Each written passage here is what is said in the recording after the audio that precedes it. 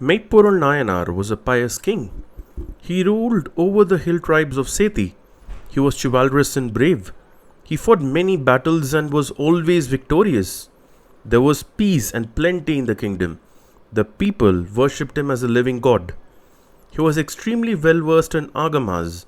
He was a great devotee of Lord Shiva. To him, Shiva and his devotees, adorned with matted locks, rudraksham, and sacred ashes, represented the truth, the absolute truth only. He saw Shiva-Mayam in everything. Shiva Bhaktas enjoyed absolute freedom in his country. They were honored by the king and the people alike. Though he ruled the kingdom as a king, his mind was always in Lord's feet. Daily special prayers and festivals were conducted in the temple in his realm.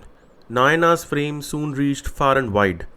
This evoked the jealousy of Muttanathan, the king of a neighboring state. He collected a big army and attacked Nayanar several times but was defeated repeatedly. So Muttanathan resorted to a foul play. One day he disguised himself as a Shiva yogi. He knew about Nayanar's supreme devotion to the Shiva Bhaktas and entered the palace in the night. The gatekeepers did not question him but allowed him to proceed. Datan, the faithful and intelligent servant of the Nayanar, was guarding the bedroom in which the king was sleeping. When the Shiva yogi appeared, Datan tried to dissuade him from disturbing the king's sleep. But the yogi refused, stating that he had some secret shastra which he wanted to teach the king and it just can't wait.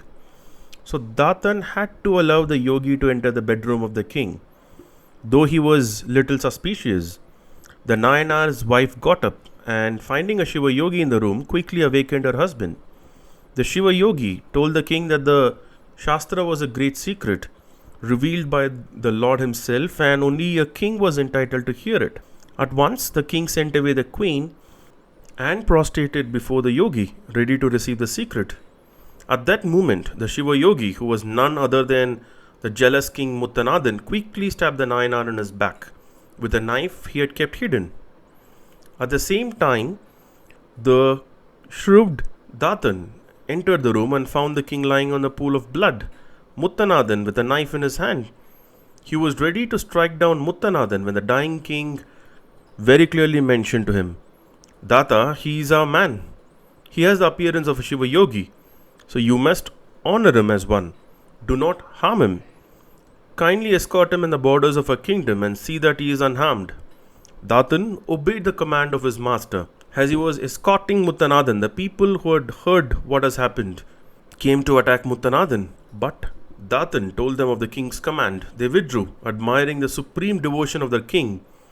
Thus Muttanathan was safely escorted out of the kingdom, and Datan hastened back to the palace to convey the news to the dying king, who was eagerly waiting for it.